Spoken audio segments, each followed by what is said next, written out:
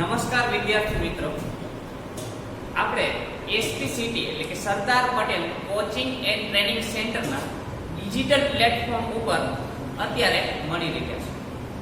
આ વૈશ્વિક મહામારી જે કોરોના જેવી બીમારીને કારણે આપણે રૂબરૂ મળી અને અભ્યાસ નથી કરી શકતા, એટલે આપણે આ ડિજિટલ જે કંઈ પણ ઇક્વિપમેન્ટ છે એમનો ઉપયોગ કરી અને આ યુટ્યુબ ચેનલના માધ્યમથી તમારા સુધી આવીએ છીએ.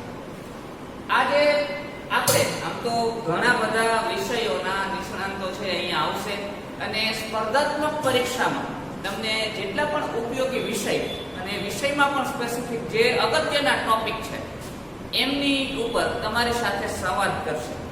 આ સંવાદમાં ડિજિટલ માધ્યમથી તમે પણ ફેકલ્ટી સાથે સંવાદ કરી શકશો. તમને જરૂરી ક્વેશ્ચન હોય એ પણ તમે પૂછી શકશો. તો આ જે માધ્યમ છે એમાં આજે આપણે જે વિષય સ્ટાર્ટ કરવા જઈ રહ્યા છે એ વિષયનું નામ છે બંધારણ. હવે બંધારણ વિષયથી શરૂઆત શું કામ? આ બંધારણ વિષય છે એ દરેક સ્પર્ધાત્મક પરીક્ષા, દરેક એટલે યુપીએસસી ગયો, જીપીએસસી ગયો, વર્ગ 3 ની બિન સચિવાલય ક્લાર્ક, તલાટી, junior clerk, police constable, PSI, PI, કોઈ પણ લેવલની એક્ઝામ હોય, દરેક એક્ઝામમાં આ વિષયનું ભારાંક નિશ્ચિત હોય જ છે. ઇવન જે બિન સચિવાલયની પરીક્ષા લેવાની અથવા તો હવે જે ભવિષ્યમાં લેવાની છે, લેવાઈ ગઈ અને કેન્સલ પણ થઈ, તો એમાં 50 માર્કનું ભારાંક આ બંધારણ વિષયનું હતું. 200 માંથી 50 એટલે ચોથા ભાગનું 25% આમની ઉપર ભારાંક હોય. તો આ વિષય એવો છે વિદ્યાર્થી મિત્રો કે તમે એમાંથી જેટલા પણ ક્વેશ્ચન પૂછાણા હોય 100% અટેમ્પ્ટ કરી શકો. બહુ નાનો એવો સરસ મજાનો, આમ તો નાનો ન કહી શકાય પણ એમની એક લિમિટેશનમાં જ આ પૂછાય છે, અણધારી પૂછાતો નથી. તો આ વિષયને તૈયાર કરવો સરળ છે, એમને સમજવામાં સરળતા રહે છે, કેમ કે એમને આપણે દૈનિક લાઈફમાં, દૈનિક જીવનમાં આપણે જીવી રહ્યા છીએ કઈ રીતે. તો આ વિષયની અગત્યતા સ્પર્ધાત્મક પરીક્ષા સાથે એક સામાન્ય નાગરિક તરીકે સારું જીવન જીવવા માટે પણ છે. અને આ જે વિષય છે એમને સ્પર્ધાત્મક પરીક્ષા આટલું બધું મહત્વ શું કામ આપે છે કે દરેક જગ્યાએ તમે છેલ્લા થોડા સમયથી તમે જોશો તો અમુક પરીક્ષામાં હિસ્ટ્રી ને જીઓગ્રાફી જેવા વિષયોનું ભારાંક છે એને ઓછું કર્યું છે, પણ આમની સાથે જરાય બાંધછોડ કરી નથી. આમનું રીઝન શું છે તો કે એક સામાન્ય નાગરિક તરીકે પણ અને એક સારા સરકારી કર્મચારી તરીકે પણ તમને આ વિષયનું બેઝિક જ્ઞાન, પાયાનું જ્ઞાન હોવું જરૂરી છે. આ વિષય તમને એક ભારતના નાગરિક હોવા કારણે, તમારે અહીંયા અમેરિકાનું, યુરોપનું કે બીજું બંધારણ નથી ભણવાનું, પણ ભારતના નાગરિક છો તો ભારતનું જે બેઝિક કાયદો છે, પાયાનો જે કાયદો છે, આમ તો જે સરકારમાં છે એમના માટે તો આ શું કહે, ભારતના લોકો માટે પણ જોઈએ તો આ આપણે ભગવદ્ ગીતા સમાના ગ્રંથ કહેવાય. કેમ કે આમના મુજબ એક લોકશાહી શાસન વ્યવસ્થા માટે બંધારણ એ સર્વે સર્વા છે. એમાં પણ આપણે તો લેખિત બંધારણ છે, વિશ્વનું સૌથી મોટું લેખિત બંધારણ છે. તો ત્યાં તો સરકાર માટે પણ સર્વે સર્વા બંધારણ છે. સરકાર એક પણ એવો નિર્ણય લઈ ન શકે જે બંધારણમાં લખ્યો ન હોય, અને આ દેશનો એક પણ નાગરિક એવું કૃત્ય ન કરી શકે જે બંધારણથી અગિન હોય. તો દરેક લોકો, દરેક વ્યક્તિ, દરેક વ્યવસ્થા આ બંધારણને આધીન છે.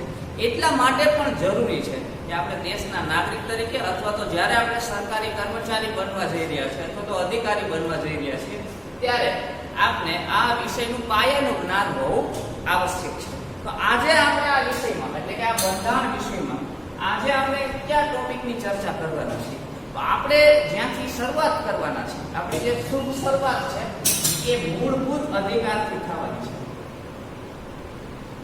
ક્યાંથી થવાની છે મિત્રો? મૂળભૂત અધિકાર. હવે આ પણ સમજવા જેવી વાત છે. બંધારણ તો ચાલો સ્ટેન્ડર્ડ બંધારણથી શરૂઆત કરી. બંધારણમાં પણ 25 જેટલા, 22 મુખ્ય અને 3 પેટા, એટલા ભાગ છે, આટલા પરિશેષ છે, આટલા સુધારાઓ છે, બંધારણનો આખો ઇતિહાસ છે, અનેક ટોપિક છે. છતાં પણ આ ટોપિકને કેમ પસંદ કર્યો? તો તમને કહી દઉં મિત્રો, આ મૂળભૂત અધિકાર એક સૌથી પહેલા તો કોના છે? તો કે નાગરિક. કોના હોય છે? નાગરિક. તો મને કહો, આપણે જે દેશનું બંધારણ એટલે કે ભારતનું બંધારણ ભણીએ છીએ ત્યાંના આપણે નાગરિક છીએ. હા, તો એક નાગરિક તરીકે આપણે ખબર હોવી જોઈએ કે આપણા મૂળભૂત અધિકાર ક્યાં છે. એક નાગરિક તરીકે આપણે ખબર હોવી જોઈએ કે આપણા મૂળભૂત અધિકાર ક્યાં છે. પછી આપણે માનો કે સરકારી નોકર બનવું છે, સરકારી નોકરી કરવી છે, અધિકારી બનવું છે, કર્મચારી બનવું છે, તો એ કર્મચારી તરીકે સરકારના કર્મચારી તરીકે પણ ખબર હોવી જોઈએ કે નાગરિકના અધિકાર ક્યાં છે. જ્યારે તમે સરકારી કર્મચારી છો, સરકારી અધિકારી છો, ત્યારે તમારી જવાબદારી છે કે કોઈ પણ નાગરિકના અધિકારનું હનન ન થાય. આમ તો ડગલે ને પગલે જવાબદારી છે, પણ તો દરેક ગોષ્ઠે આ એક જાગૃત નાગરિક તરીકે પણ આપને આપણા અધિકારો ખબર હોવી જોઈએ. અને આ જે અધિકારો છે એમને આપણે ભણવાના છે. તો આ બંધારણમાં કઈ જગ્યાએ છે થોડી આપણે આપણી બેઝિક વાતો કરીએ. તો આ બંધારણમાં અનુચ્છેદ 12 થી 35 અને ભાગ 3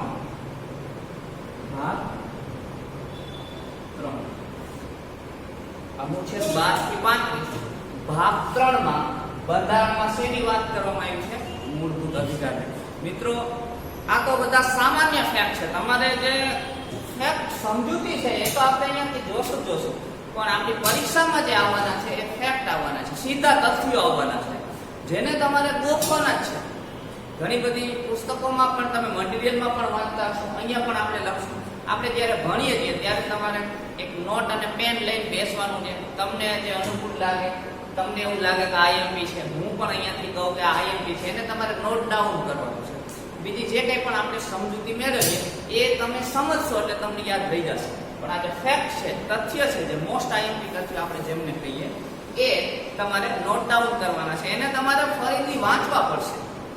જેને આપણે ગોખવાના છે, જે તથ્યો છે, એને તમારે વારે વારે રિપીટ કરવાના છે. એકવાર તમે ભણ્યા, આ વિડીયો પણ શું કહે કે તમે ડાઉનલોડ કરી રાખો, વારે વારે વિડીયો પણ જોઈ શકો, અને આને નોટ ડાઉન કરીને રાખો તો તમને જ્યારે અનુકૂળ આવે ત્યારે તમે વાંચી શકો. વારે વારે રિપીટ કરશો તો આ તથ્યો છે, ફેક્ટ તમને યાદ રહેશે. તો ઘણી વખત ક્વેશ્ચન આવેલો છે એક્ઝામમાં, એ બંધારણના ભાગ 3 માં શેનો ઉલ્લેખ છે? તો આનો જવાબ બનશે મૂળભૂત અધિકાર. 25 માંથી કોઈ પણ ભાગ માટે ક્વેશ્ચન આવી શકે, પણ અત્યારે આપણે ભાગ 3 ની જ વાત કરીએ છીએ. તો એ પછી તમને એમ કે મૂળભૂત અધિકારનો ઉલ્લેખ ક્યાં છે? તો જવાબ એનો ભાગ 3. એને બદલે એમ પૂછે કે અનુચ્છેદ 12 થી 35 માં શેનો ઉલ્લેખ છે? તો જવાબ એનો મૂળભૂત અધિકાર.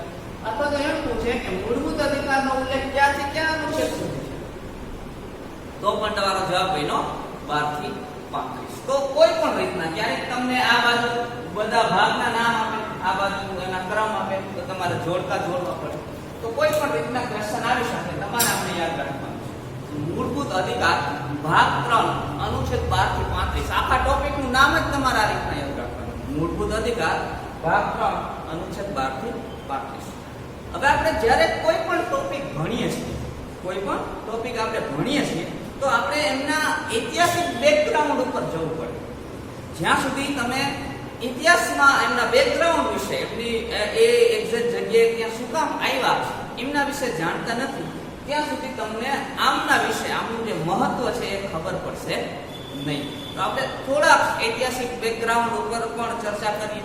ત્યાંથી પણ અમુક તથ્યો છે, જે અમુક ફેક્ટ છે, જે તમારી પરીક્ષા લક્ષી બની શકે છે. તમે કોઈ પણ એક્ઝામ આપશો તો મૂળભૂત અધિકાર એટલે આની પાયાની પ્રાથમિક સમજ મેળવશે તો મૂળભૂત એટલે કે એવા જે ફરજિયાત છે, વ્યક્તિને મળવા જ જોઈએ, ફરજિયાત છે, અને કોઈ પણ વ્યક્તિના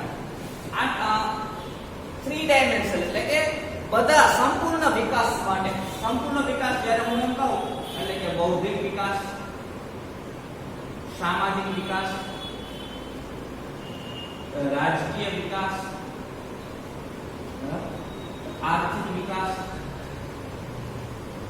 ધાર્મિક વિકાસ, આ સંપૂર્ણ વિકાસ. આવા ઘણા બધા મુદ્દાઓ અહીં આપજે. સંપૂર્ણ વિકાસ માટે જે જરૂરી બાબત છે એને આપણે શું કહેશું? મૂળભૂત. અને મૂળભૂત અધિકારોને મિત્રો આપણા બંધારણમાં ફરજિયાત એટલે કે આ અધિકારો જે 6 અધિકારો મૂળ બંધારણમાં 7 હતા, અત્યારે 6 છે. આ ફરજિયાત દરેક નાગરિકને મળવા જોઈએ. જો નહીં મળે તો દરેક નાગરિક સીધો સુપ્રીમ કોર્ટમાં જઈ શકે છે. મિત્રો તમે એક વાત સાંભળી હશે, એક રાજા થઈ ગયો આપણે ભારતના ઇતિહાસમાં, ઔરંગઝેબ, મુગલ શાસન. આ ઔરંગઝેબની પેલી ન્યાયની ઘંટડી વાળી વાત સાંભળી છે કે કોઈ પણ વ્યક્તિને અન્યાય થાય તો એક રાજાના રૂમમાંથી માંડી અને જાહેર લોકો સુધી એક દોરી હોય એ ઘંટડી વગાડે એટલે રાજાને ખબર પડે કે મારા રાજ્યમાં અન્યાય થયો છે. તો આ ઘંટડી વગાડે એટલે રાજા એને બોલાવે. એમ જ્યારે ભારતમાં કોઈના પણ મૂળભૂત અધિકારનો ભંગ થાય, કોઈના પણ મૂળભૂત અધિકારનો ભંગ થાય તો ડાયરેક્ટ ક્યાં ઘંટડી વગાડી શકાય? તો કે સુપ્રીમ કોર્ટમાં. ક્યાં ઘંટડી વગાડી શકાય? Supreme court. એટલે કે ભારતની સર્વોચ્ચ ન્યાયાલય, આનાથી ઉપર ન્યાયપાલિકામાં કાંઈ નથી. તો સીધા મૂળભૂત, જો એક પણ મુદ્દો બીજો એવો નથી કે તમારી સાથે આ રાષ્ટ્રમાં અન્યાય થયો તો તમે સીધા સુપ્રીમ કોર્ટમાં જઈ શકો. તમારે ક્રમબદ્ધ હાલવું પડે. પહેલા તમારા જિલ્લા લેવલની અદાલત, પછી હાઈકોર્ટ આવે, પછી સુપ્રીમ કોર્ટ આવે. જ્યારે તમારા મૂળભૂત અધિકારનો ભંગ થાય તો તમે ક્યાં જઈ શકશો? સીધા સુપ્રીમ કોર્ટમાં. એ સુપ્રીમ કોર્ટમાં જઈ શકશો એ પણ પાછો તમારો મૂળભૂત અધિકાર છે. અનુચ્છેદ 32 આપણે ભણશું 5 પ્રકારની રીતોનો ઉપયોગ છે. તો આ જે છે એને આપણા બંધારણમાં પાયાના અધિકારો કીધા છે અને એમને આપણા બંધારણ દ્વારા ફરજિયાત લાગુ કરવામાં આવ્યા છે. આ દરેક નાગરિકને આ મૂળભૂત અધિકાર મળવા જ જોઈએ. જો ન મળે તો નાગરિક ક્યાં જઈ શકશે? સીધો સુપ્રીમ કોર્ટમાં. અને સરકારનો કાન તરફ સુપ્રીમ કોર્ટ ખેંચશે. ઘણા બધા કેસ છે એમની પણ આપણે વાતો કરશું. તો આ મૂળભૂત અધિકાર જે પાયાના અને ફરજિયાત છે, આપણે ઇંગ્લિશમાં કે ફંડામેન્ટલ રાઇટ્સ, જે ફરજિયાત છે અને પાયાના છે, જે વ્યક્તિના ચતુષ્કોણીય એટલે કે સંપૂર્ણ વિકાસ માટે જરૂરી છે. તો આવા જે અધિકારો છે એના થોડા ઐતિહાસિક બેકગ્રાઉન્ડ વિશે પણ આપણે વાતો કરીએ. તો સૌથી પહેલા આ જે મૂળભૂત અધિકારો છે, એમની વાતો વિશ્વમાં સૌપ્રથમ આ મૂળભૂત અધિકારો ક્યાં અસ્તિત્વમાં આવ્યા? આપણા બંધારણમાં તો આ અધિકારો ક્યાંથી લીધા છે મિત્રો? અમેરિકાના બંધારણમાં. ક્યાંથી લીધા છે? આપણા બંધારણમાં. જો આ સીધો ફેક્ટ છે કે મૂળભૂત અધિકારોનો ખ્યાલ આપણા બંધારણમાં ક્યાંથી લેવામાં આવ્યો? કે અમેરિકાના બંધારણમાં. ચાલો, પરંતુ વિશ્વમાં આ મૂળભૂત અધિકારોની વાત સૌપ્રથમ ક્યાં થઈ અને ક્યારે થઈ? તો કે 13મી સદી દરમિયાન બ્રિટન, જેના આપણે ગુલામ હતા, એ બ્રિટન રાષ્ટ્રમાં એક દસ્તાવેજ હતો, મેગ્ના કાર્ટા. આ મેગ્ના કાર્ટા. જો મિત્રો કોઈ પણ સરકાર, કોઈ પણ રાજ્ય વ્યવસ્થા એવું ન ઈચ્છતી હોય કે વધુ ને વધુ મૂળભૂત અધિકારો નાગરિકો ભોગવે. કેમ કે મૂળભૂત અધિકારો આપવા માટે સરકારને બહુ બધી વ્યવસ્થા ઊભી કરવી પડે છે અને ઘણા બધા લોકો છે એના મૂળભૂત અધિકારના રક્ષણ માટે સરકારને એક લોઢાના ચણા ચાવવા જેવી ઘટના છે. તો આ જે બાબત છે, બ્રિટનમાં 13મી સદીમાં મેગ્ના કાર્ટા નામનો 1400 કે 1500 પાનાનો એક દસ્તાવેજ હતો.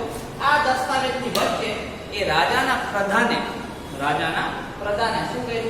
તો કે નાગરિકોના મૂળભૂત અધિકારો રાખી અને એમાં એમના અજાણતા સાઇન કરાવી દીધી. શું કર્યું? અજાણતા સાઇન કરાવી દીધી. અને અહીંયાથી પ્રથમ વખત બ્રિટનમાં લોકોને મૂળભૂત અધિકાર મળતા છે. અને અહીંયાથી આ મૂળભૂત અધિકારોનો ખ્યાલ વિશ્વવ્યાપ થયો. એટલે બંધારણના ભાગ 3 ને શું કહેવામાં આવે છે? ભારતનો મેગ્ના કાર્ટા. આ બીજો ફેક્ટ છે, ભારતનો મેગ્ના કાર્ટા કોને કહેવાય છે? એટલે કે મૂળભૂત અધિકારને. સૌપ્રથમ 13મી સદીમાં મેગ્ના કાર્ટા નામના દસ્તાવેજમાં બ્રિટનમાં આ આઈડેન્ટિફાઈ થયા, એટલે આને આપણે આપણું મેગ્ના કાર્ટા કહીએ છીએ. પરંતુ યાદ રાખજો મિત્રો, આપણા બંધારણમાં ક્યાંથી લીધા છે? અમેરિકા. જરાય ભૂલ ખાતા નહીં. વિશ્વમાં સૌપ્રથમ ક્યાં? તો કે બ્રિટન. આપણા બંધારણમાં ક્યાં? તો કે અમેરિકા. અને આ મેગ્ના કાર્ટાને પણ તમારે ભૂલવાનું નથી. હવે ભારતમાં સૌપ્રથમ આવો કોને કઈ રીતના વિચાર કરવામાં આવ્યો? તો કે 1895 ભારતમાં સૌપ્રથમ વખત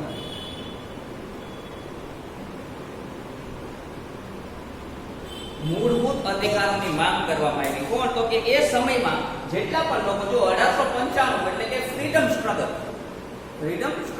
આપણે જે સ્વતંત્રતા સંગ્રામને આંદોલન ચાલતો હતો એ સમય દરમિયાન જે ક્રાંતિકારીઓ હતા એમના દ્વારા ભારતમાં શું માંગ કરવામાં આવી કે ભાઈ ભારતના નાગરિકોને મૂળભૂત અધિકાર મળવા જોઈએ. એક્ઝેક્ટ આપણા આ બંધારણમાં છે એની જ ને, પણ નહોતા. ઈવન ભારતના જે નાગરિકો છે એને સંપૂર્ણ ભારતમાં હરવા ફરવાની છૂટો નહોતી, બોલવાની છૂટો નહોતી, એમના સામાજિક ભેદભાવો થતા, એમના બેઝ ઉપર કોઈ પણ પ્રકારના મતલબ નાગરિકોને અધિકારો હતા નહીં. એટલે 1895 સૌ પ્રથમ વખત માંગ થઈ. ત્યાંથી આગળ આવીએ તો એક સાલ છે, તમારે 2-4 સાલો અહીંયાથી યાદ રાખવાની છે ઇતિહાસમાં. 1931. હું તમને ઇતિહાસ એટલે સમજાવું છું તમને આનું મહત્વ ખબર પડે.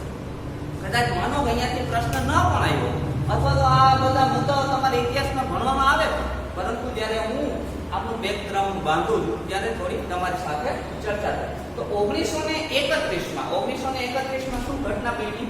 તો કે કોંગ્રેસ, આપ બધા મિત્રો જાણો છો, AO એટલે કે એલન ઓક્ટાવિયન હ્યુમ નામના એક અંગ્રેજ અધિકારી હતા જેણે આ સંસ્થાની સ્થાપના કરી હતી 1885.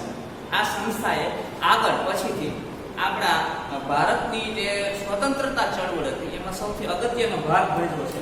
પંડિત જવાહરલાલ નહેરુ, સરદાર વલ્લભભાઈ પટેલ, મહાત્મા ગાંધી, ગોપાલકૃષ્ણ ગોખલે જેવા ઘણા બધા, રમેશચંદ્ર બેનર્જી, દાદાભાઈ નવરોજી, ઘણા બધા એક મોટા લોકોને આપણે ગણાવીએ તે તમામ લોકો આમની સાથે સંલગ્ન રહ્યા છે અને એ તમામે મળી અને ભારતને આઝાદ કરાવવા માટે જે કંઈ પણ પ્રક્રિયા હતી એમાં ઘણા એમના બલિદાનો આપ્યા, ઘણા છેલ્લે સુધી એમાં જોડાયેલા છે. તો કોંગ્રેસનું 1931માં કરાચી ખાતે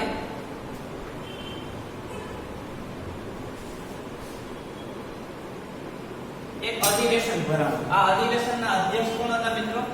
કે સરદાર પટેલ, સરદાર વલ્લભભાઈ પટેલ. તો ગુજરાતી છે અને એમને સરદારનું બિરુદ પણ પેલા 12 સત્યાગ્રહને કારણે મળ્યું છે. તો આ વલ્લભભાઈ પટેલ જેમના નામ પરથી આપણી આ સંસ્થા પણ કાર્યરત છે. તો આ સરદાર વલ્લભભાઈ પટેલના અધ્યક્ષ સ્થાને 1931માં આ કરાચી અધિવેશનમાં પ્રથમ વખત મૂળભૂત અધિકારની માંગ કરતો એક ઠરાવ પસાર કરવામાં આવ્યો. આ જે હતું 1895 એ કોઈ ઓફિશિયલ ડિમાન્ડ નથી, એક આંદોલન સ્વરૂપે, એક નારા સ્વરૂપે એમની માંગ કરવામાં આવી. જ્યારે 1931માં કોંગ્રેસે ઓફિશિયલ માંગ કરી એમના અધિવેશનમાં. હવે જુઓ, આવો વિચાર અહીંયા શું કામ આવ્યો? આ 1931 છે, એમની પહેલા હું અહીંયા સાલ લખું છું 1930. આમને તમે યાદ કરો. જુઓ મિત્રો, કોઈ પણ ઘટના હોય એ બને એમની પાછળ એમનું બેકગ્રાઉન્ડ હોય. એ બેકગ્રાઉન્ડને તમે સમજશો તો એ ઘટનાને સમજવી તમને સહેલી પડશે. તો 1930માં પણ 26 જાન્યુઆરી 1930માં એક ઘટના બને છે કે કોંગ્રેસનું એક અધિવેશન હોય છે લાહોર ખાતે. આ લાહોર ને કરાચી ને આ બધું પાકિસ્તાનમાં હોય છે, પણ ત્યારે એ ભારતનો હિસ્સો હતો. 26 જાન્યુઆરી 1930. મિત્રો યાદ કરજો, આ 26 જાન્યુઆરી આપણી સ્વતંત્રતા છે એ આવી 15મી ઓગસ્ટ. પછી આપણું બંધારણ બની ગયું 26 નવેમ્બર 1949. પરંતુ આપણું બંધારણ અમલ કરવામાં આવ્યું 26 જાન્યુઆરી 1950. તો આ 2 મહિના રાહ શું કામ જોઈ? તો એનું કારણ છે આ ડેટ. ભૂતકાળમાં 26 જાન્યુઆરી 1930 લાહોર અધિવેશન, કોંગ્રેસનું લાહોર અધિવેશન, જેના અધ્યક્ષ હતા પંડિત જવાહરલાલ નહેરુ. આ સમયમાં સૌ પ્રથમ વખત કોંગ્રેસ દ્વારા પૂર્ણ સ્વરાજની માંગ કરવામાં આવી. પૂર્ણ સ્વરાજ એટલે શું? તો કે આમની પહેલા કોંગ્રેસ શું માંગ કરતી? તો ડોમિનિયન સ્ટેટ. શેની માંગ કરતી કોંગ્રેસ? Dominion state. હવે ડોમિનિયન સ્ટેટ એટલે શું અને પૂર્ણ સ્વરાજ એટલે શું? તમે એક શબ્દ સાંભળ્યો છે મિત્રો, આપણું જે બંધારણનું આમુખ છે એમાં 5 શબ્દો પહેલી લાઈનમાં છે. અમે ભારતના લોકો ભારતને સાર્વભૌમ, લોકશાહી, પ્રજાસત્તાક, બિન સાંપ્રદાયિક અને સ્વતંત્ર રાષ્ટ્ર બનાવે છે. તો આમાં જે પહેલો શબ્દ છે ને સાર્વભૌમ, એ અહીંયા લાગુ પડે છે. સાર્વભૌમ એટલે શું? તો કે એવું રાષ્ટ્ર જેમણે આંતરિક સર્વોપરિતા અને બાહ્ય સ્વતંત્રતા. એ રાષ્ટ્રની સરકાર કોઈ પણ નિર્ણય પોતાની રીતના લઈ શકતી હોય અને સાર્વભૌમ રાષ્ટ્ર કહેવાય. આ જે સાર્વભૌમ છે એ બીજો એક પ્રકાર છે ડોમિનિયન સ્ટેટ, એટલે કે અર્ધ રાજ્ય. આ ડોમિનિયન સ્ટેટમાં શું હોય કે આંતરિક નિર્ણય એ સરકાર લઈ શકે કે આ દેશની અંદર શું કરવું, પણ બાહ્ય નિર્ણય લઈ શકે નહીં, વિદેશ નીતિ કરી શકે નહીં. તો આ ડોમિનિયન સ્ટેટની માંગ ચાલતી હતી 1930 પહેલા. 1930માં કોંગ્રેસે શું કીધું, હવે અમારે ડોમિનિયન સ્ટેટ જોતું નથી, પૂર્ણ સ્વરાજ જોઈએ છે. અને અહીંયા પહેલો સ્વતંત્રતા દિવસ ઉજવવામાં આવ્યો. અને ત્યારબાદ 1930માં પૂર્ણ સ્વરાજ દિવસ ઉજવો. જ્યારે પૂર્ણ સ્વરાજ આપણે માંગતા હોય ત્યારે પૂર્ણ સ્વરાજ ક્યારે કહેવાય? તો કે જ્યારે તમામ લોકોને એમના મૂળભૂત અધિકારો મળે. તમામ લોકોને એના મૂળભૂત અધિકારો મળે. એટલા માટે 1931માં કરાચી અધિવેશનમાં શું કરવામાં આવ્યું? તો કે મૂળભૂત અધિકારોની માંગ કરવામાં આવી. ત્યારબાદ 1946માં આપણી ભારતના લોકોની બનેલી 1946માં એક તારીખ યાદ કરાવું, તે ઘટના યાદ કરાવું. 1946માં ભારતમાં આવ્યું હતું કેબિનેટ મિશન. કયું મિશન આવ્યું હતું મિત્રો? જો આવા પણ તમને ક્યારે પ્રશ્ન આવી જાય કે 1946માં કેબિનેટ મિશન આવ્યું તો કેબિનેટ મિશન હતું. આ કેબિનેટ મિશન અંતર્ગત ક્યારેક આપણે શું કહે કે બંધારણના ઇતિહાસ ઉપર ચર્ચા કરશું ત્યારે કેબિનેટ મિશન ઉપર વિશેષ વાતો કરશું. પણ અત્યારે જે ઘટના છે એ ઘટના છે કે કેબિનેટ મિશન અંતર્ગત ભારતીય લોકોની બનેલી એક બંધારણ સભાની રચના કરવામાં આવી. આપણી જે બંધારણ સભા જેણે આપણું બંધારણ 1947માં બનાવ્યું, 1947 થી 1949 દરમિયાન જેણે આપણું બંધારણ બનાવ્યું, એ બંધારણ સભાની રચના કેબિનેટ મિશન અંતર્ગત થઈ હતી. અને આ કેબિનેટ મિશન પછી આપણી જે બંધારણ સભા બનાવી અને આ બંધારણ સભાએ જ્યારે આપણું બંધારણ બનાવ્યું ત્યારે એમાં મૂળભૂત અધિકારો એડ કરવાના આવ્યા. ત્યારે અલગ અલગ પ્રાંતના અલગ અલગ લોકો જે છે એ શું કહે પોતપોતાના, જો આપણા બંધારણ સભાની એક ખાસ વાત એ હતી કે આપણા બંધારણ સભામાં જેટલા પણ સભ્યો ત્યાં રહેતા હતા એ બધા વચ્ચે એક સહજ અન્ડરસ્ટેન્ડિંગ ક્રિએટ કરવામાં આવી હતી કે કોઈ પણ નિર્ણય લઈએ, આપણે કોઈ પણ ઘટના ઉપર ચર્ચા કરશું, એના ઉપર શું કહે કે એકબીજાના ઓપિનિયન લેશું, પણ ક્યારેય મતદાન કરશું નહીં.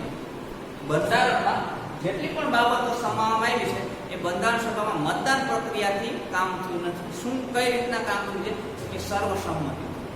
ક્યારેય કોઈ ઘટના માટે બધા એકી સાથે 250-300 લોકો સહમત ન થઈ શકે તો શું કરવામાં આવે? તો કે એમને જ્યાં જે બાબતને લઈ અને પ્રશ્ન હોય એ બાબતમાં ફેરફાર કરી, સુધારા કરી અને તમામ લોકોના જે પણ મંતવ્યો છે એમને માન્ય રાખવું. હવે આના બે બાબતો થયા. એ તો સારી બાબત છે કે ભાઈ બંધારણ સભાના જે સભ્યો હતા એમની વચ્ચે આંતરિક મતભેદ ઊભો ન થાય અને મતભેદમાંથી મનભેદ ન થાય. આ બાબત છે. જો મતભેદ થાય તો શું થાય? માનો કે ફંડામેન્ટલ રાઇટ્સ ઉપર ચર્ચા ચાલે છે તો એક સભ્ય હોય એ નામનો અને બી નામનો સભ્ય છે એ ફંડામેન્ટલ રાઇટ્સના વિરોધમાં ગયો, તો આ જે છે એ વાળો છે આને ધ્યાનમાં રાખશે કે બી એ ભાઈ આનો વિરોધ કર્યો, તો પછી બી વાળો છે એ જે બાબતનો ફેવર કરશે એનો આ વિરોધ કરશે, તો પછી આવો બંધારણ સભામાંથી વિરોધ સભા ઊભી થઈ છે. એટલે આવું ન થાય એના માટેથી એક નિર્ણય છે. હવે આના કારણે શું થયું છે? અમુક બાબત એવી થઈ છે કે જે બે બાબતો આમ ક્રોસ થતી હોય અને બે વિરોધાભાસ વાળી બાબતોને બંધારણમાં સ્થાન મળી ગયું. હું તમને એક ઉદાહરણ આપું. દાખલા તરીકે બંધારણ સભાએ જે મૂળભૂત અધિકારો આપ્યા છે એમાં એક અધિકાર આપ્યો છે સમાનતાનો અધિકાર. અનુચ્છેદ 14 થી 18 નો જે મામલો છે એને આપણે કહીએ છીએ સમાનતાનો અધિકાર, કે ભાઈ આ દેશમાં સૌ સમાન છે. આપણે જોશું ડિટેલથી. તો સાથે સાથે તમે જુઓ, સાથે સાથે જે ફંડામેન્ટલ રાઇટ્સ રાજ્ય નીતિના જે માર્ગદર્શક સિદ્ધાંતો છે જે ભાગ 4 છે એમાં એને શું કીધું છે તો કે સ્ત્રીઓ, એસસી એસટી, ના જે લોકો છે એમના માટે ખાસ જોગવાઈ. તમે સમજો છો, એક બાજુ ફંડામેન્ટલ રાઇટ્સ એવું કહે છે કે ભાઈ બધા આ દેશના તમામ નાગરિક સમાન હોવા જોઈએ, અને ભાગ 4 નો પાછો એક અનુચ્છેદ એવું કહે છે કે એસસી એસટી અને મહિલાઓ માટે ખાસ જોગવાઈ. તો આ કઈ રીતના સમાનતા થાય? તો આવા ઘણા બધા વિરોધાભાસ છે. આપણે આગળ વાત કરીએ તો આવા વિરોધાભાસો છે એ બંધારણમાં સ્થાન પામી ગયા. એનું રીઝન શું? તો કે સર્વસહમતિથી નિર્ણય લેવાની વાત હતી. એટલે દરેકના વિચારોને બંધારણમાં સમાવવા હોય ત્યારે ઘણી બધી અવ્યવસ્થાઓ પણ થાય છે, પરંતુ છતાં પણ એક સારો નિર્ણય હતો. ફરીથી અહીંયા આવીએ તો આ જ્યારે બંધારણ સભામાં મૂળભૂત અધિકારો જે પાયાના વ્યક્તિ માટે, હું એમ કહું કે પહેલી જરૂરિયાત શું છે? તો કે રોટી, કપડા ને મકાન. તો હું એમ કહું રોટી તો ફરજિયાત જરૂર જ છે. તો એવું એ મૂળભૂત અધિકાર ઘણા બધા હતા. મૂળભૂત અધિકાર ઘણા બધા હતા. જ્યારે બંધારણ સભામાં આમની ઉપર ડિસ્કશન થયું તો બધા લોકો એમના મંતવ્યો આપવા માંડ્યા.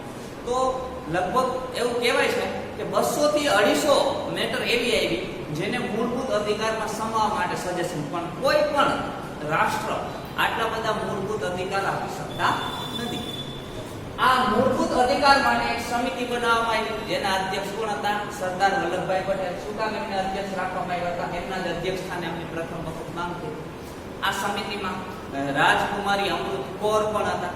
આ બંધારણ સભાના મહિલા સભ્ય હતા. તમને જાણીને આશ્ચર્ય થશે મિત્રો, આપણા આ સમાનતાના અધિકાર અંતર્ગત અનુચ્છેદ 18 છે. અનુચ્છેદ 18 એવું કહે છે કે જેટલા પણ રાજા રજવાડાઓના જે ઇલકાબો અને ખિતાબો હતા એમને નાબૂદ કરવામાં, અને રાજકુમારી અમૃત કૌરે એનું પહેલું રાજકુમારી છે એની આગળ શું છે?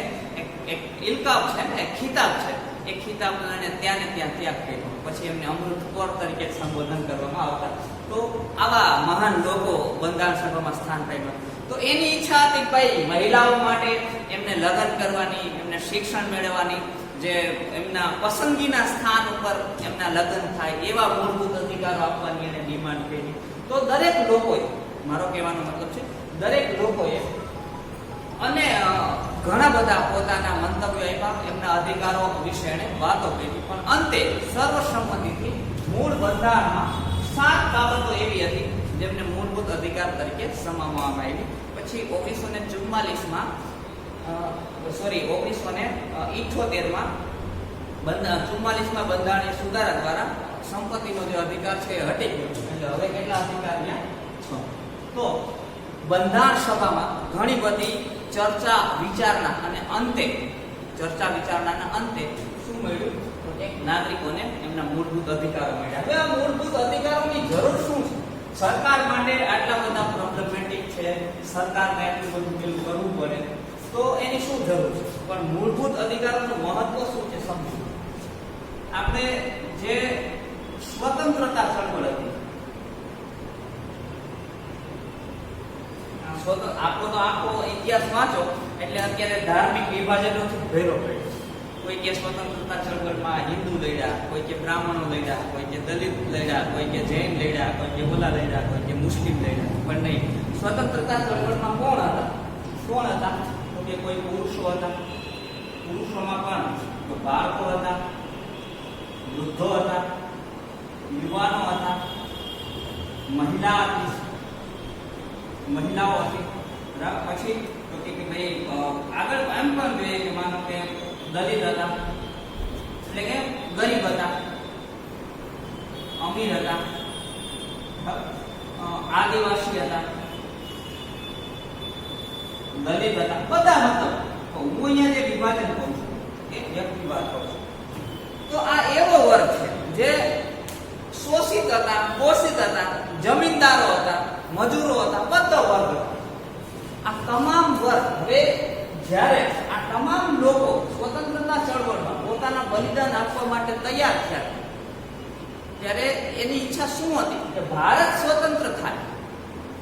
સ્વતંત્ર થવું એટલે માત્ર સત્તા પલટો થવું નહીં. સત્તા પલટો તો તમને ખબર છે 1857માં થયો હતો. કંપની શાસનનો અંત આવી ગયો, તાજ શાસનની શરૂઆત થઈ 1857ના વિપ્લવને કારણે. સત્તા પલટો થઈ ગયો પણ સ્વતંત્ર નહોતા થયા. તો માત્ર અંગ્રેજોની બ્રિટનની સરકાર હતી એને બદલે ભારતીયોની સરકાર બનાવી દેવામાં આવે, એનાથી કોઈ આઝાદ સ્વતંત્ર નથી થઈ શકતું.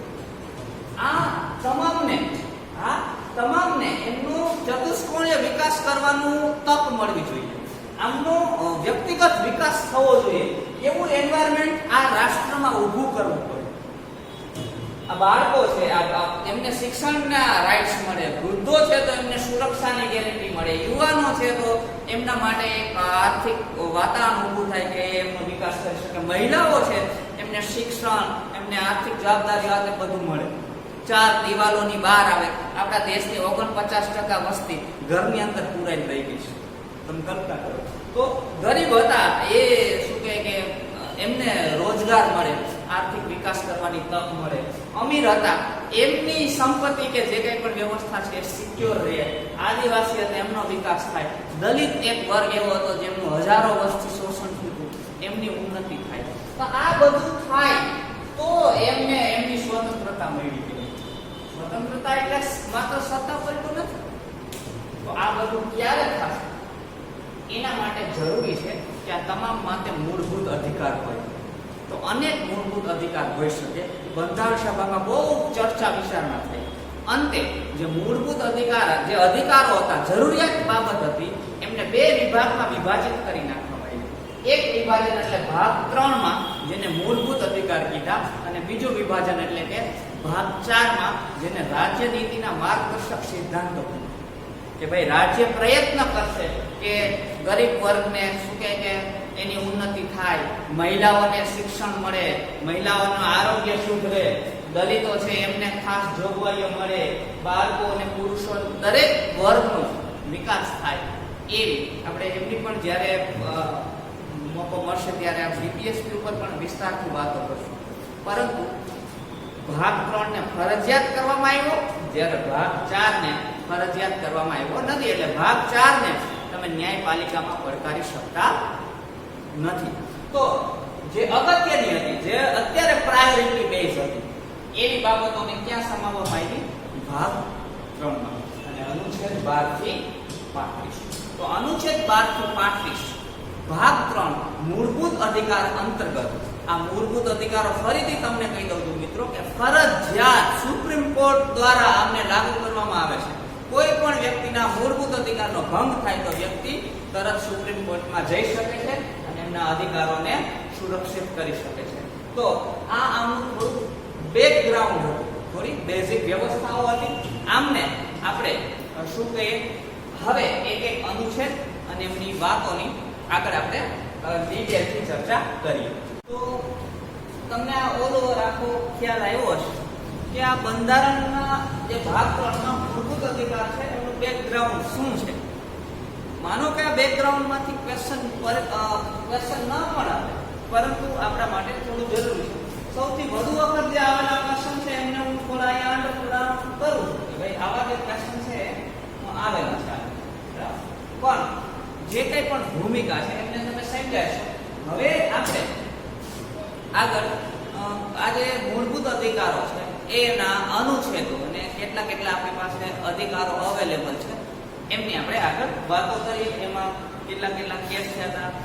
આ વિડીયો છે એ કદાચ લાંબો થઈ શકે, 2-3 પાર્ટમાં હોય.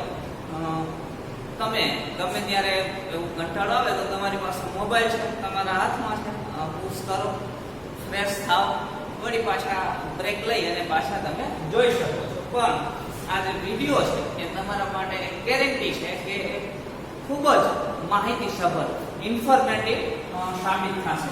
તો હવે આમના જે મૂળભૂત અધિકારો આપણી પાસે રહેલા છે એમના વિશે આપણે આગળ વાતો કરીએ.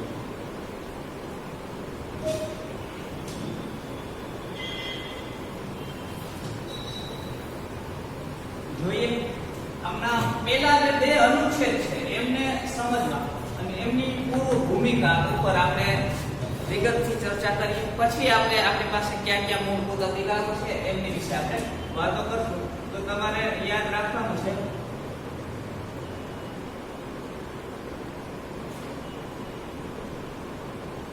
અનુચ્છેદ 12 થી 35 ભાગ 3. આ અંતર્ગત જે અનુચ્છેદ 12 થી 35 છે એમાં આપણે બેઝિક પ્રાથમિક જે શરૂઆત કરીએ એના આપણે શરૂઆત કરવાની છે અનુચ્છેદ 12 થી. તમને પરીક્ષામાં અનુચ્છેદની જોગવાઈ પૂછે કે માનો તમને એમ પૂછે કે રાજ્યની વ્યાખ્યા ક્યાં છે અથવા તો અનુચ્છેદ 12 માં શું છે, કોઈ પણ રીતના ક્વેશ્ચન આવી શકે. આ અનુચ્છેદ રિલેટેડ જીપીએસસી જે એક્ઝામ હોય તો અનુચ્છેદ રિલેટેડ સુપ્રીમ કોર્ટમાં સરકાર વિરોધ જે કેસ થયા હોય એ પણ પૂછી શકે. તો આપણે વિગતવાર તમામ ચર્ચાઓ કરશું. તો અનુચ્છેદ 12 છે એ સૌથી પહેલા શું કહે છે તો કે રાજ્યની વ્યાખ્યા. હું જ્યારે રાજ્ય બોલું એટલે સામાન્યતઃ દરેક વિદ્યાર્થીઓના મનમાં શું વિચાર આવ્યો હોય? રાજ્ય એટલે ગુજરાત, પંજાબ, મહારાષ્ટ્ર, જમ્મુ કાશ્મીર, હિમાચલ પ્રદેશ, ટૂંકમાં આ જેટલા પણ 28 રાજ્યો ભારતમાં છે. તમને એમ થશે 28 કે 29 ને આપણે 29 ની ટેવ પડી ગઈ મિત્રો, પણ છેલ્લા થોડા મહિના પહેલા જમ્મુ કાશ્મીરને રાજ્યનો દરજ્જો ભારત સરકારે હટાવી લીધો છે. યાદ રાખજો, પરીક્ષામાં ભૂલી જતા નહીં. તો આજે 28 રાજ્ય છે એમની વ્યાખ્યા અહીંયા નથી. આપણા બંધારણમાં રાજ્યની વ્યાખ્યા 3 જગ્યાએ તમને મળશે. એક અનુચ્છેદ 12 માં, બિલકુલ કન્ફ્યુઝ નહીં થતા, હું તમને કહીશ અનુચ્છેદ 12 માં શું વ્યાખ્યા છે. રાજ્યની વ્યાખ્યા અનુચ્છેદ 12 માં છે. પછી ભાગ 4 ની શરૂઆતમાં જે અનુચ્છેદ 36 છે ત્યાં પણ રાજ્યની વ્યાખ્યા છે. અને ભાગ 6 ની શરૂઆતમાં તમે જે રાજ્ય સમજો, હું જેમ રાજ્ય બોલું અને તમે જેને રાજ્ય સમજો, ઈ રાજ્યની વ્યાખ્યા ભાગ 6 માં કરેલી છે. ક્યાં કરેલી છે? ભાગ 6.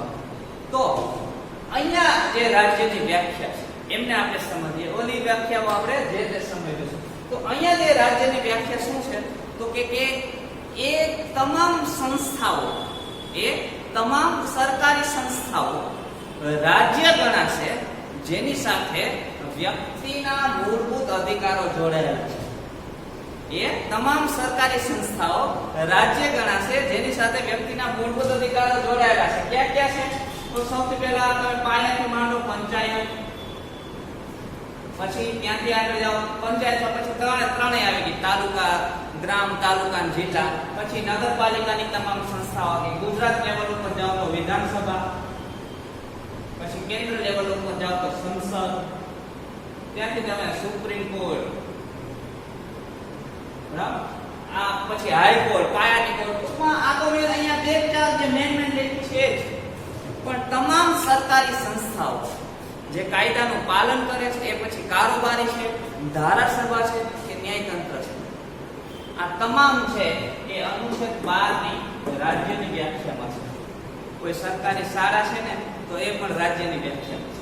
મેં તમને કીધું ને કે એ પછી તમે અહીંયા એક વસ્તુ સમજી લેજો. હું જે 3 પ્રકાર બોલ્યો, એ ધારાસભા હોય મતલબ એ સંસ્થા કાયદો બનાવતી હોય, એ સંસ્થા કારોબારી હોય મતલબ એ કાયદાનો અમલ કરાવતી હોય, કે એ સંસ્થા ન્યાયતંત્ર હોય મતલબ એ કાયદાનો અમલ કરાવનાર, શું કહે કે કરાવનાર કે બનાવનાર ઉપર નજર રાખે.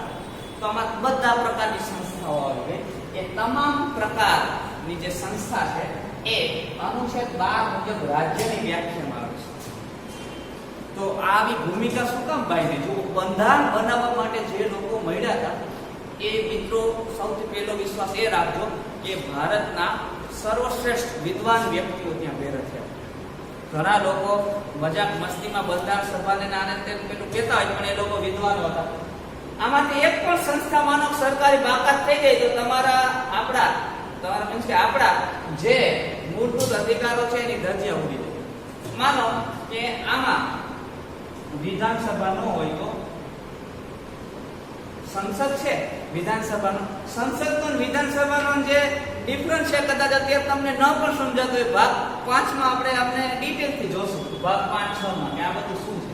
હું ક્યારેક કોઈ શબ્દ બોલું છું તો એ શબ્દ છે એ બંધારણીય છે અને એમના વિશે પણ તમારે જાણવું જોઈએ. જો આ એક્ટિવ પ્રકારનું વાંચન છે, જે કંઈ પણ તમારી સામે નવો શબ્દ આવે, અત્યારે હું અહીંયા વિધાનસભા બોલું છું, તમને ખબર ન હોય તો તમારે તમારી રીતના થોડું જાણવું જોઈએ કે આ વિધાનસભા છે.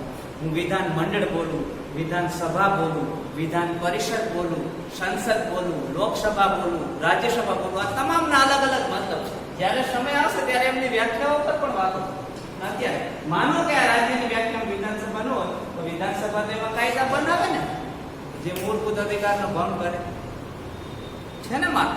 માનો કે ચાલો હું વાત કરું કે આમાં પંચાયત નથી, તમારા જે ગામડાની પંચાયત છે એનો ઉલ્લેખ નથી. ભારતમાં ગુજરાતમાં અનેક ગામડાઓ છે એ પંચાયત અહીંયા રાજ્યની વ્યાખ્યા નથી, તો આ પંચાયત છે એ તમારા મૂળભૂત અધિકારનો ભંગ કરશે, કરી શકે. તો બંધારણ સભામાં જે લોકો મળ્યા હતા એને અનુચ્છેદ 12 માં સૌપ્રથમ વ્યાખ્યા કરી દીધી રાજ્યની. શું કામ? કે આપણા મૂળભૂત અધિકાર આપણે ક્યાંથી લેવાના છે? ક્યાંથી લેવાના છે? આ મૂળભૂત અધિકાર એ આપણે આ જ આપશે. રાજ્ય એટલે અહીંયા સંસદ પણ રાજ્ય છે, એટલે કે ભારત સરકાર પણ રાજ્ય છે, રાજ્ય સરકાર છે એ પણ રાજ્ય છે. તમારી તાલુકાની, જિલ્લાની, ગ્રામ્ય લેવલની જે બોડીઓ છે એ તમામ રાજ્ય છે અને તમામ સાથે આપણે શું જોડાયેલા છે? આપણા મૂળભૂત અધિકાર. તો અહીંયા રાજ્યની વ્યાખ્યા કરી છે અને એ રાજ્ય છે એ નાગરિકોના મૂળભૂત અધિકાર, એટલે કે આ વ્યાખ્યામાં જે આવે છે એ તમામ નાગરિકોને એના મૂળભૂત અધિકાર આપવા માટે બંધાયેલા છે. તો અનુચ્છેદ 12 ખાસ ભૂલતા નહીં. જો હવે માનો કે ક્યારે તમને આવો પ્રશ્ન પૂછે નીચેનામાંથી કયા અનુચ્છેદમાં રાજ્યની વ્યાખ્યા છે, તો 12 હોય, પછી 36 પણ હોય, 12 પણ પૂછો, 36 પણ પૂછો અને 237 વાળો જે અનુચ્છેદ છે આ પણ તમને પૂછો, તો છેલ્લો ઓપ્શન તમામ હોય. શું હોય? તમામ. પણ માનો આ એક હોય નથી, આ એક જ છે, તો અહીંયા પણ રાજ્યની વ્યાખ્યા છે, અહીંયા પણ રાજ્યની વ્યાખ્યા છે. તો તમારે ખાસ યાદ રાખવાનું છે અનુચ્છેદ 12. જો આ તમારે અમુક વસ્તુ તમારે ગોખવી પડશે. એમની જે સમજણ છે એ સમજણ તમે પ્લેટફોર્મ ઉપરથી મેળવી શકશો, એમની જે વ્યાખ્યા છે. પરંતુ જે અનુચ્છેદ છે એમની જે જોગવાઈઓ છે એને તમારે વારે રિપીટ કરવી પડશે. એટલે હું તમને કહું છું કે તમારે જે કંઈ પણ હું બોલું છું તમને જ્યાં પણ અનુકૂળ આવે, તમને જે સારું લાગે એમને એક નોટ રાખો, એમને ખાલી વિડીયો નથી, બરાબર? તો રાજ્યની જે વ્યાખ્યા છે એને ક્યાં કરવામાં આવી છે? અનુચ્છેદ 12. આજના દિવસનો આપણો જે સૌથી અગત્યનો અથવા તો જેને આપણે આઈએમપી અનુચ્છેદ કહીએ છીએ, ઘણી બધી ચર્ચા આના માટે આપણે કરવાની છે, એ છે અનુચ્છેદ 13. આજે આપણે આમને લઈ અને બહુ બધી ચર્ચા કરવાની છે. સૌથી વધુ વિવાદમાં રહેલો અનુચ્છેદ છે મિત્રો. તમને હું તમે ખાલી 2-4 વાર પણ તમે સ્પર્ધાત્મક પરીક્ષા આપી હશે ને થોડીક પણ જો તમે તૈયારી કરી હશે તો તમને એક કેસ તો ખબર જ હશે, કેશવાનંદ ભારતી કેસ. સ્વામી કેશવાનંદ ભારતી વિરુદ્ધ કેરળ રાજ્યનો કેસ છે. તમે ઘણી વાર પેલી આપણી જે બંધારણનું જે આમુખ છે એમાં વાંચ્યો છે કે કેશવાનંદ ભારતી કેસમાં સુપ્રીમ કોર્ટે એવું કીધું કે આમુખ છે એ પણ બંધારણનો અગત્યનો હિસ્સો છે, એમાં પણ સુધારો થઈ શકે. તો આ કેશવાનંદ ભારતી કેસ આ સૌથી અગત્યનું. પછી જેને થોડી વધુ તૈયારી કરી છે એને ગોપાલન કેસ પણ ખબર છે, પછી શંકરી પ્રસાદ પણ કેસ ખબર છે, શંકરી પ્રસાદ કેસ પણ ખબર છે, પછી ચંપકમ દુલાઈ રાજા કેસ પણ ખબર છે. એના પછી શું કહે કે આવા મતલબ પેલો હેબિયસ કોર્પસ કેસ પણ ખબર છે. તો બંધારણના ઇતિહાસના સૌથી મહત્વના જે કેસ થયા છે, જેણે બંધારણીય ઇતિહાસને આમ આખો ઊંધો જતો કરી નાખ્યો, બંધારણને આખું શું કહે કે જળમૂળમાંથી ફેરવણી કરી નાખી, એવા કેસ છે. એ કેસના સેન્ટરમાં હતો અનુચ્છેદ 13. એ કેસના સેન્ટરમાં કોણ હતો? અનુચ્છેદ 13. તો આ અનુચ્છેદ 13 એ બહુ જ અગત્યનો કેસ છે, અનુચ્છેદ છે. એમને આપણે જોઈએ કે અહીંયા શું છે, શું વિવાદ છે. ઘણા બધા 4-5 જે પછી અનુચ્છેદ બંધારણના સુધારા નંબર 24, 25 આ બધા સુધારાઓ પણ આપણે જોઈએ. તો જોઈએ શું છે. અને મેં તમને કીધું ને કે આપણા બંધારણમાં સર્વસંમતિનો જે નિર્ણય હતો એમના કારણે ઘણા બધા કોમ્પ્લીટ બે વિરોધાભાસ પણ આપણા બંધારણમાં બેઠા છે. ફરીથી જો તમને ઉદાહરણ દાખલા તરીકે શું કહેવાય કે અનુચ્છેદ 25 થી 28. અનુચ્છેદ 25 થી 28 છે. અનુચ્છેદ 25 થી 28 શું છે? તો કે ધાર્મિક સ્વતંત્રતા. ધાર્મિક સ્વતંત્રતા આ એક મૂળભૂત અધિકાર છે. મૂળભૂત અધિકારનો ભંગ ન થવો જોઈએ. તો એની સામે આ ભાગ 3 માં છે. આ ક્યાં છે? ભાગ 3 માં. તો ભાગ 4 માં ડીપીએસપી છે, ડીપીએસપી માં અનુચ્છેદ 44 એ શું કહે છે? સમાન કાયદાની વાત કરે છે, એટલે કે યુનિફોર્મ સિવિલ કોડ. એ યુનિફોર્મ સિવિલ કોડ બનાવે એટલે કે દરેક ધર્મના જે અલગ અલગ કાયદાઓ અને વ્યવસ્થા છે એમને ચેન્જ કરવી પડે. તો સીધો ભંગ કોનો થયો? ધાર્મિક સ્વતંત્રતા. તો આ જે બાબત છે, આવા જે વિરોધાભાસ બેસી ગયા આપણા બંધારણમાં, એ તમામ વિરોધાભાસ છે એ અનુચ્છેદ 13 એમને દૂર કરવા માટે સક્ષમ છે. એટલા જ માટે આ અનુચ્છેદને લઈ અને બહુ બધા કેસ થયા છે. તો સૌથી પહેલા જોઈએ આ અનુચ્છેદ 13 શું છે. એક અનુચ્છેદ 13 છે અને એક અનુચ્છેદ 32 છે. ભાગ 3 ના મહત્વ અનુચ્છેદ 32 માટે ડોક્ટર ભીમરાવ આંબેડકરે કીધું છે કે આ બંધારણનો આત્મા છે. અનુચ્છેદ 32 શું છે? બંધારણનો આત્મા. અહીંયા જોઈએ અનુચ્છેદ 13 શું કહે છે? અનુચ્છેદ 13 એવું કહે છે કે મૂળભૂત અધિકાર સાથે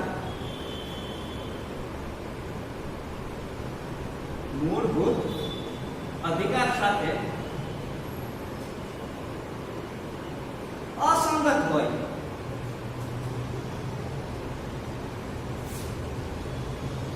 તેવા કાયદાઓ રદ કરવામાં આવશે. બહુ મોટી વાત છે મિત્રો, કેટલી વિશાળ વાત છે કે આપણે ભારતની આખી શાસન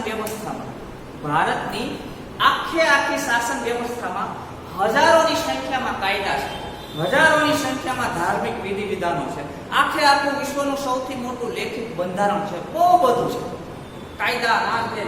પણ આમાંથી એક પણ બાબત એવી હશે કેવી તો કે જે મૂળભૂત અધિકાર સાથે અસંગત હોય. એટલે કે કોઈ પણ કાયદો, કોઈ પણ વ્યવસ્થા, કોઈ પણ બાબત જો મૂળભૂત અધિકારનો ભંગ કરશે તો એમને શું કરી દેવામાં આવશે?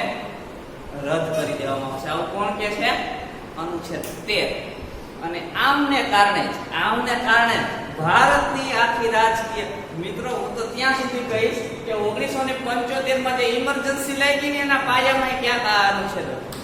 તમે આખું શું કહે કે ઇમરજન્સીના બેકગ્રાઉન્ડ અને એનો આખો બંધારણીય ઇતિહાસ વાંચો તો તમને ખ્યાલ પડશે કે ઇન્દિરા ગાંધી છે જે તે સમયે રાજકીય આટીઘૂંટીમાં ગૂંચવાઈ ગયા, એનું કારણ આ અનુચ્છેદ 13.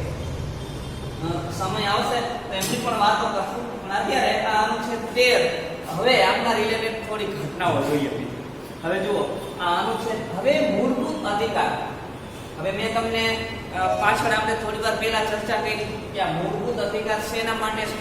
તો કે ભાઈ ગરીબોના વિકાસ માટે છે, સ્ત્રીઓના વિકાસ માટે છે, યુવાનોના વિકાસ માટે છે, દલિતોના વિકાસ માટે છે. મતલબ 4 ડાયમેન્શન, તમામ ચતુષ્કોણીય વિકાસ, તમામ લોકોનો સંપૂર્ણ વિકાસ થવો જોઈએ.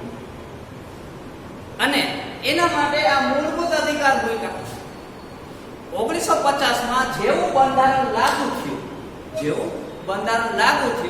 એવું જ જવાહરલાલ નહેરુની જે પ્રથમ સરકાર બની 1950 થી 52 સુધી અને એમને કાર્યકારી પેલા રહ્યા, પછી 52 માં એમની ઓફિશિયલી સરકાર આવી ગઈ, ઇલેક્શન થઈ ગઈ મતલબ. અને એમને 1950 માં જ આ સરકારને ખબર પડી ગઈ કે ભાઈ આપણે અનેક લોકોને વાયદાઓ કર્યા છે. અને તમને ખબર છે મિત્રો કે આપણા જે પ્રથમ વડાપ્રધાન હતા પંડિત જવાહરલાલ નહેરુ, એ કોના સમર્થક હતા? સમાજવાદના. સમાજવાદ એટલે શું? તમને થોડી પ્રાથમિક વ્યાખ્યા કરો. સમાજવાદ એટલે કે ભાઈ સંપત્તિ છે એ બધાની સરખી છે. મુકેશભાઈ અંબાણી પાસે શું કહે કે લોટ્સ ઓફ સંપત્તિ હોય ને ગરીબો પાસે ન હોય, એમ નહીં. રાજ્ય શું કરશે તો કે અમીરોની જે સંપત્તિ છે એ લઈ અને ગરીબોમાં, મતલબ સંપત્તિની બાબતમાં સમાનતા લાવશે. હવે સમાનતા તો લાવવી છે, તો નડે છે શું? તો કે આર્થિક એટલે કે સંપત્તિનો અધિકાર. કઈ રીતના નડે? માનો કે હું એમ કહું એ સમયમાં હું રિલાયન્સ ઉધાર લઉં એટલે તમારે બધે દઈ જાય. માનો કે મુકેશભાઈ પાસે અઢળક સંપત્તિ છે, તો સરકારને એની સંપત્તિ છીનવી અને એ રીતના બીજાને ડિસ્ટ્રીબ્યુશન કરવી છે. પરંતુ મુકેશભાઈ અંબાણી પાસે સંપત્તિ વિકસાવવાનો, રાખવાનો અધિકાર છે. સરકાર આપણી સંપત્તિ છીનવી શકશે નહીં. તો આવા ઘણા બધા જે સામાન્ય લોકો માટે છે. હવે બીજી એક વાત કરું, શિક્ષણ. ભાઈ ફ્રીડમ સ્ટ્રગલ વખતે બહુ મોટા મોટા વાયદાઓ કર્યા, તમામ લોકોને શિક્ષણ મળશે, આ મળશે, તે મળશે. એક્ઝેક્ટલી જ્યારે આવ્યું ત્યારે ખબર પડી ભાઈ શિક્ષણ પર તો બ્રાહ્મણો જ રાજ કરીને બેસી ગયા. અમુક ક્ષત્રિય લોકોને અમુક વર્ગને જ મતલબ શિક્ષણ મળે, દલિતોને આને તેને શિક્ષણ મળતું નથી. તો જ્યારે શિક્ષણ માટે રિઝર્વેશન લાવવાની વાત આવી તો સમાનતાનો મૂળભૂત અધિકાર નહીં કે ભાઈ તમે કોઈ વર્ગ વિશેષ માટે ઓછું ન કરી શકો. તમે દલિતોને રિઝર્વેશન આપો તો સવર્ણોની સમાનતાનો અધિકાર તૂટે છે. તો આવા જે વિરોધાભાસ હતા એ તરત સરકારની સામે આવી અને સરકારને ખબર પડી કે આ મૂળભૂત અધિકારોને સાચવવા માટેથી આ જે સામાન્ય લોકોનો જે વિકાસ છે એ રૂંધાવા દે. એટલે એને શું કર્યું તો કે મૂળભૂત અધિકારો ઉપર પ્રહાર કરવાનું શરૂ કર્યું. અને મૂળભૂત અધિકારો ઉપર પ્રહાર કરે એટલે શું કરે કે મૂળભૂત અધિકારોનો ભંગ થાય એવા કાયદાઓ બનાવે. એવો કોઈ પણ કાયદો બને તો શું થાય? અનુચ્છેદ 13 શું કે ભાઈ એટલો ભાગ રદ આ હાલે નહીં. એટલે બે ચાર બાબતો છે, થોડુંક તમને રેફરન્સ સાથે કહું કે કઈ રીતના એટલે તમને વધુ સમજણ પડશે. જેવું ભારત આઝાદ થયું 1950 માં આપણું બંધારણ હજી લાગુ થયું થોડોક ઘટના હતી. 1950 માં એક મદ્રાસ રાજ્ય, હાલ આપણે પછી ચેન્નઈ ને તમિલનાડુ જે એ સમયનું મદ્રાસ એટલે ઘણું બધું મોટું. મદ્રાસ રાજ્યમાં શું કહ્યું તો કે ઘટના એવી થતી હતી, જુઓ ભારત આઝાદ થયો પછી આખી શાસન વ્યવસ્થા આમ જોઈએ તો કોંગ્રેસ હસ્તક હતી. વડાપ્રધાન કોના? કોંગ્રેસના, સરકાર કોંગ્રેસની. બધા રાજ્યોમાં મુખ્યમંત્રી કોણ? તો કે કોંગ્રેસ. બધી જગ્યાએ અત્ર તત્ર સર્વત્ર કોંગ્રેસ હતી. અત્યારે બીજેપીની સ્થિતિ છે એનાથી પણ મજબૂત સ્થિતિ છે. તો મદ્રાસ રાજ્યમાં શું કહ્યું તો કે શિક્ષણની બાબતમાં શિક્ષણમાં શું થતું હતું, અમુક ખાસ વર્ગના લોકો જ ભણવા આવતા હતા. દલિતો જે કોર્નરમાં જે ઓલરેડી જે વર્ગ કોર્નરમાં ધકેલાઈ ગયો છે એ અને મહિલાઓ એમને શિક્ષણ મળતું નહોતું. એટલે મદ્રાસ રાજ્યમાં 1950 માં શું કરવામાં આવ્યું તો કે એસસી એસટી અને મહિલા માટે શિક્ષણમાં અમુક સીટ રિઝર્વ કરવામાં આવી. એટલે કે ભાઈ આટલા અમુક ટકા સીટો, માનો કે 20% સીટો નક્કી કરી દીધી કે ભાઈ આમાં તો કે આ 3 ને ભરવાનું છે, ન ભરે તો ખાલી રિઝર્વ ભરવામાં આવ્યું. આ રિઝર્વેશનના વિરોધમાં ચંપકમ દુલાઈરાજ એટલે કે ચંપકમ કરીને એક વ્યક્તિ હતા,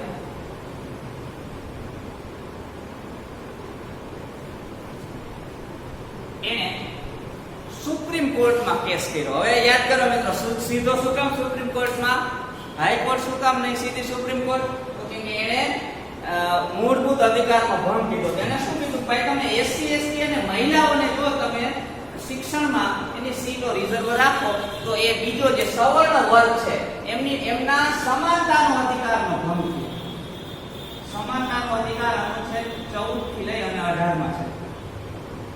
આ સમાનતાના અધિકારમાં અનુચ્છેદ 15 એવું કહે છે, અનુચ્છેદ 15 એવું કહે છે કે જ્ઞાતિ, જાતિ, જુઓ જ્ઞાતિ, જાતિ, ધર્મ, લિંગ કે જન્મસ્થાનના આધાર ઉપર કોઈ પણ વ્યક્તિ સાથે સરકાર ભેદભાવ કરી શકશે નહીં.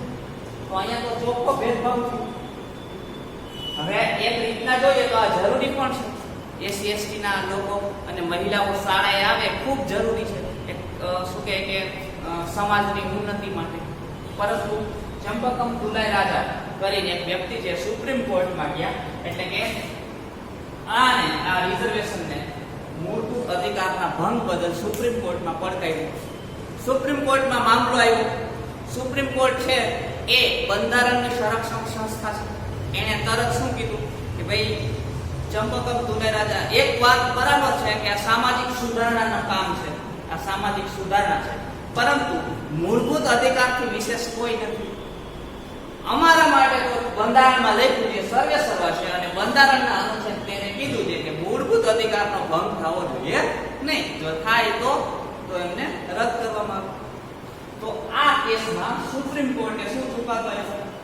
તો કે ભાઈ આ જે છે આ રિઝર્વેશન છે ખોટું છે, એ મૂળભૂત અધિકારનો ભંગ કરે છે, એટલે એને આ રિઝર્વેશન રદ કર્યું. આવો જ એક મામલો બીજો સામે આવ્યો. જોઈએ તો આ શિક્ષણ પછી એક ઘટના બને છે.